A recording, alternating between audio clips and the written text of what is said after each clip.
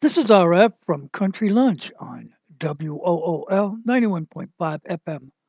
And this week we have an interview with Steve Segal, Stonewall Research, also known as Budcat7 on YouTube.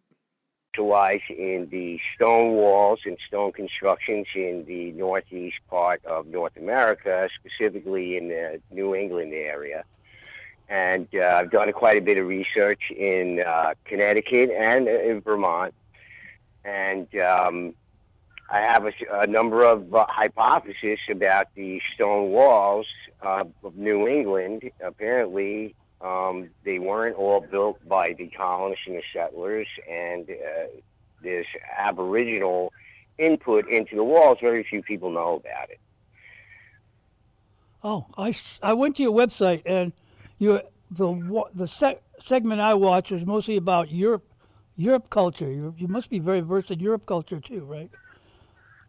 Oh, absolutely. Yeah. Absolutely. The topic is, it's a very broad topic when it comes down to it because it runs into several different areas of archaeology, anthropology, et cetera, et cetera. So, we do cover a number of things that are related to the stone walls, stone chambers, effigies, serpent walls, earthworks, all of these things that can be found in the New England area, many of them being inexplicable, including dolmens as well, Neolithic type constructions, especially up there in Vermont.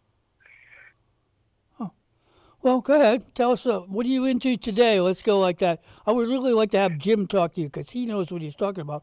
Myself, I don't Yeah, know. Jimmy, well, I'll tell you this story. I'll basically give you a little story about how this all happened. I mean, I've always been interested in the stone walls of New York and New England.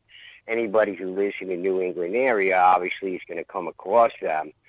But, I watched a number of videos online, and one of them was Jim Vieira of megalithomania fame. Maybe some people out there might know about megalithomania. It's a organization in the UK that focuses on all the stone constructions there in England, but they also do a lot of research over here. And Jim Vieira from Connecticut, who was a stonemason,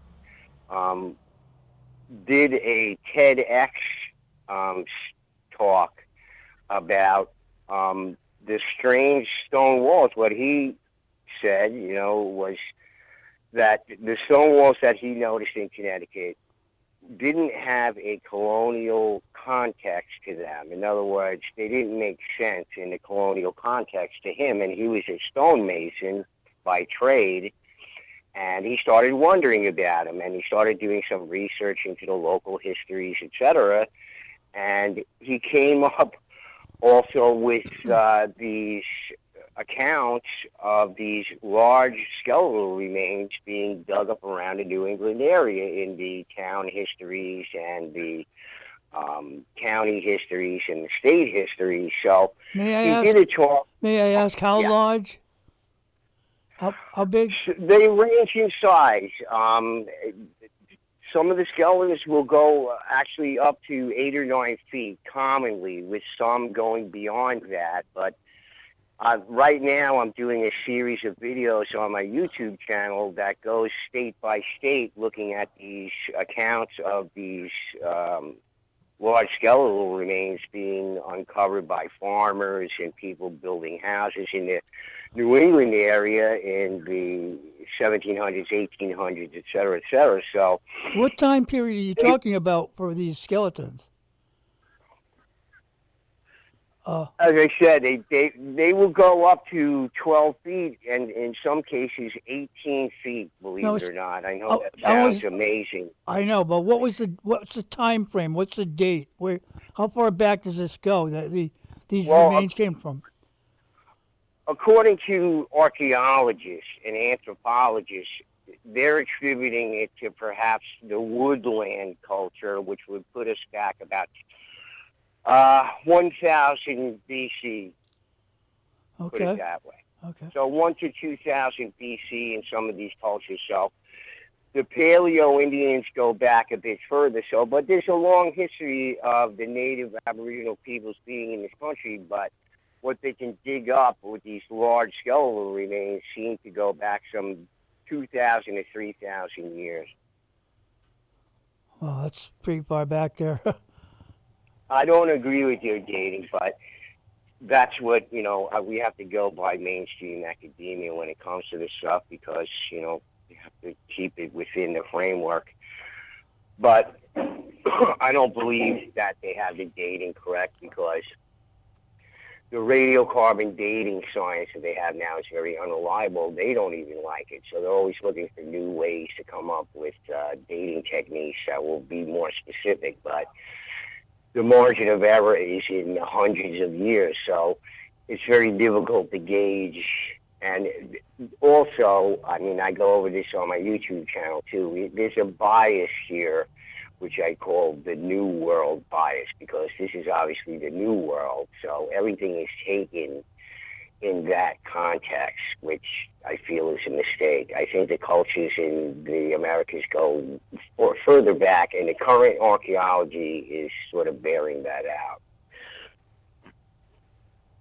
Huh. Okay.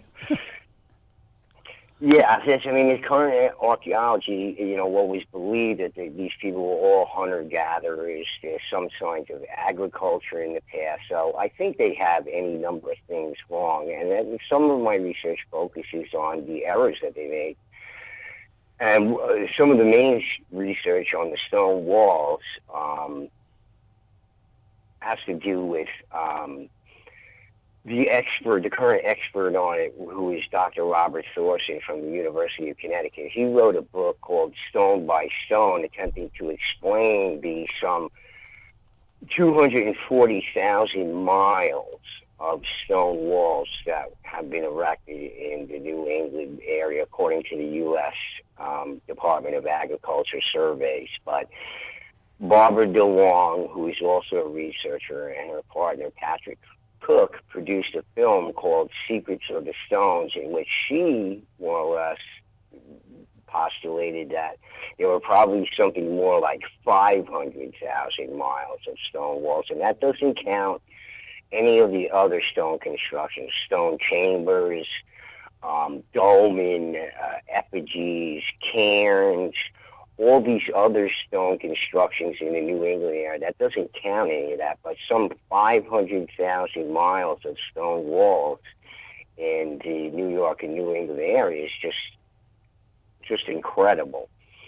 So the Department of Agriculture determined that it would take, for the 240,000 miles of stone walls, that it would take 15,000 men, 243 years, working 365 days a year, 24 hours a day.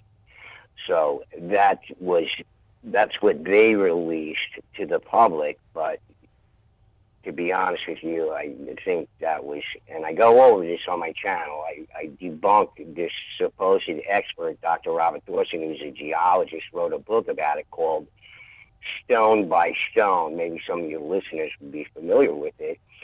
He's the current expert on it.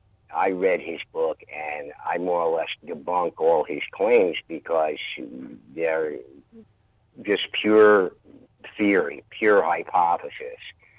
There's another story there, and I do go over that on my channel in a debunking series, and then all throughout my other videos on the stone walls. If you look at the stone walls, as a matter of fact, you can see on my channel, I go to the New Hampshire Stone Wall Mapper, which is a LiDAR site that's sponsored by the state of New Hampshire.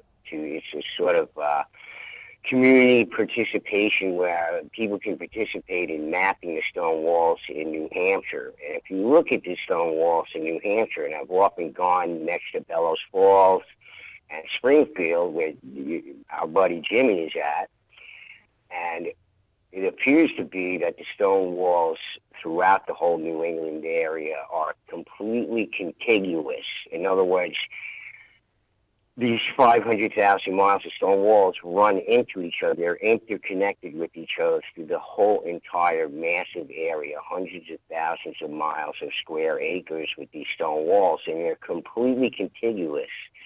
They form very unusual patterns. They form the kind of patterns that don't make any sense in the colonial or settler context, and that's one of the things that I focus on. I have a number of theories about the walls and what they are, and I go through that on my channel. And so, from my point of view, you're saying that the land looked different back then than it does today, made out of roads and sidewalks and paths. They had stone walls, which are designated different areas, were probably where people walked around, not on the roads today. Absolutely. Absolutely. I believe that, many of the Stonewall areas were living areas, storage areas, administrative areas. For example, where Jimmy is in Springfield, where he lives, the site that he actually lives on, he lives on a very important site over there, what I believe is an administrative area over there, besides being a white quartz quarry. His area over there, I would say, would be the administrative area. And it's funny, so many of these stone wall areas do not have entrances or exits in the stone wall area, so it's kind of hard to conceive what they could have been used for. Of course, what's currently accepted is that they were used for livestock areas or, work areas or whatever it might be, but it's hard to fathom that they would be this because often these areas don't have entrances or exits, so they're completely closed in, which sort of makes you question if they were used for the purposes that are suggested by mainstream researchers such as Dr. Robert Thorson. And, my theory about that is that any area of stone walls, a stone wall area that does not have an entrance or an exit, sort of implies and suggests that it's authorized personnel only for those areas. So probably many of the areas that are completely closed in with no particular entrance or exit way. And don't forget, the majority of the stone walls in New York and New England are only about 2 feet high, 3 feet high, with few exceptions. There are other areas where they're 5 and 6 foot high, depending upon, I guess, what the use was for that particular area of stone walls. But most of them are only 2 or 3 feet high. And as we all know, sheep, goats are natural-born mountain climbers, so that probably wouldn't be sufficient to keep in livestock. Of course, they erected wooden picket fences above these stone walls, but again, this bears credulity, because why would you spend a majority of your time building these stone walls and not build them up to a height that would keep your livestock secure in there? You go through all this trouble to build a 2 or 3 foot high stone wall around your property and then erect a wood picket fence over it around the whole area. Just doesn't make any sense at all.